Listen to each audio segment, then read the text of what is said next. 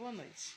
Quero trazer aqui para a nossa meditação nessa noite uma palavra que se encontra em Marcos, capítulo 1, versículo 10 e 11, que diz assim: Logo ao sair da água, viu os céus rasgarem-se e o Espírito descendo como pomba sobre ele. Então foi ouvida uma voz dos céus: Tu és o meu filho amado, em ti me comprazo. Essa leitura ela tem um tema: o amor de Deus. O amor de Deus por nós, pelo seu Filho Jesus Cristo, né? Então, em ti me comprazo, em ti me regozijo, deleito-me. Ou seja, o Filho trazia alegria ao coração de Deus e deste fazia a vontade.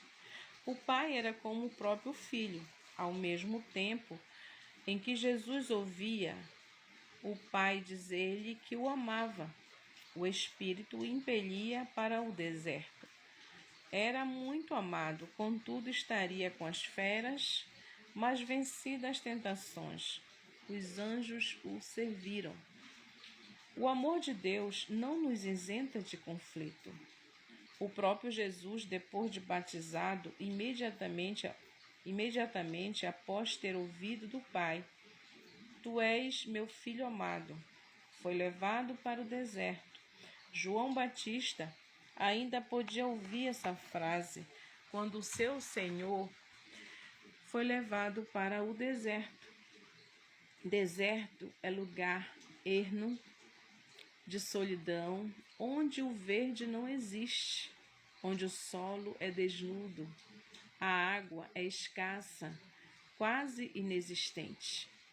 É interessante observarmos que Deus não enviou Jesus para o deserto antes que sobre ele descesse o Espírito Santo. Apesar de Jesus ter declarado que são um, o Pai não o enviou o Filho antes que o poder do Espírito Santo fosse visivelmente repousado sobre ele. O Senhor permite a esfera, mas nos capacita e coloca anjo nos servindo. É triste ver como muitos irmãos são enganados quando olham as circunstâncias, vivendo uma fé imediatista, instantânea, fora da realidade bíblica. Muitas vezes, se não todas as vezes, o desejo de Deus é trabalhar em nossas vidas. O propósito dele é nos moldar ao caráter de Cristo, levando-nos à sua semelhança para expressarmos a glória do Pai, assim como fez o próprio Jesus. Deus quer ter muitos filhos conforme a imagem do seu Filho. Romanos capítulo 8, versículo 29 diz: Para que ele seja o primogênito entre muitos irmãos. Portanto, os que antemão conheceu, também os predestinou para serem conforme a imagem de seu Filho, a fim de que ele seja o primogênito entre irmãos.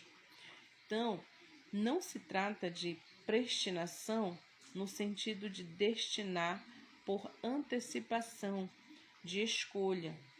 Essa palavra ela expressa a determinação tomada por Deus de conduzir o justo à vida eterna. Nossa fé tem de ser exercitada nesse sentido.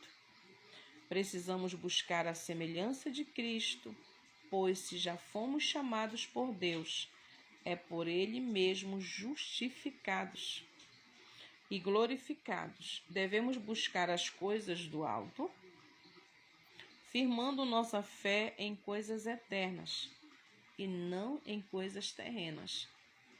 Nossa fé é segundo a nossa confiança em Deus e não conforme as bênçãos já recebidas. Devemos confiar no Senhor de todo o nosso coração, né? devemos viver como Abraão, que lá em Romanos 4, do 20 e 21 diz: não duvidou por incredulidade da promessa de Deus, mas pela fé se fortaleceu, dando glória a Deus, estando plenamente convicto de que ele era poderoso para cumprir o que prometera. Então, nesse versículo a gente vê que o Senhor, ele é fiel para cumprir aquilo que já nos prometeu. Nós só precisamos confiar no Senhor, porque ele fez a promessa. E a promessa ela vai se cumprir na nossa vida sim. Aleluia! Então, aqueles que buscam em Deus a solução imediata para todos os seus problemas, ficam logo decepcionados e caem no lamaçal do desânimo. O amor de Deus é perfeito porque ele é amor.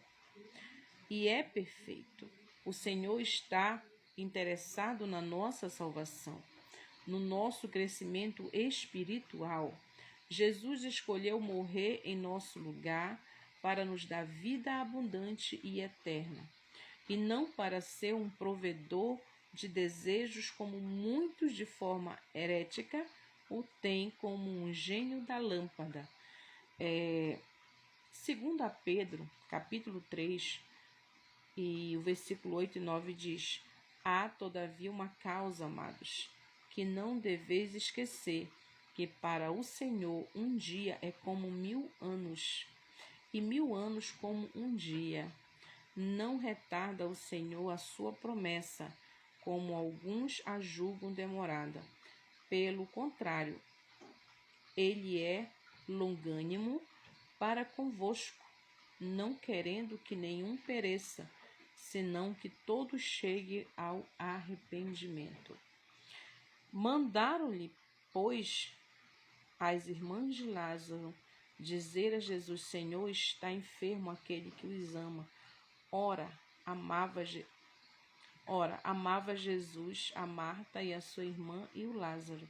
E isso dizia, e depois lhe acrescentou: nosso amigo Lázaro adormeceu, mas vou para despertá-lo. João capítulo 11, versículo 3, 5 e 11. Algumas pessoas imaginam que pelo fato de serem amadas pelo Senhor, nada de ruim vai acontecer. Entretanto, há situações que são naturais. Lázaro continuou sendo amado por Jesus. Não há um momento sequer no qual Jesus tenha deixado de amá-lo. Quando Maria e Marta questionaram a ordem de Jesus para que a pedra do túmulo de Lázaro fosse retirada, alegando que este já cheirava mal, e ele disse apenas, apenas disse que se creres verá a glória de Deus. Jesus está dizendo: estou no controle. A você basta crer. Creia e verá a manifestação da glória de Deus. Ô glória, né? Então, uma palavra assim, nesse final de noite, para nossas vidas, que Jesus nos diz que nós temos que apenas crer. Se nós confiarmos neles, acreditarmos nele, nós veremos a glória de Deus, né? Então Deus, ele está no controle de todas as coisas. Ele não perdeu o controle de nada. O Senhor nunca vai nos abandonar. Ele está sempre ao nosso lado. Creia somente, né? E você verá a manifestação de Deus sobre a tua vida, sobre a tua casa, sobre a tua família. Eu já profetizo no nome do Senhor Jesus que esse problema que você está vivendo, ele vai cair por terra. Todos esses problemas que se levantaram contra a tua vida para te paralisar, ele vai cair por terra no nome do Senhor Jesus, porque aquele que está no meio de nós, ele é poderoso, ele é fiel, ele é grande, ele é magnífico para nos abençoar. Amém? Toma posse dessa palavra em nome de Jesus. Amém. Que Deus te abençoe, Deus abençoe a tua família, a tua casa, em nome de Jesus Cristo.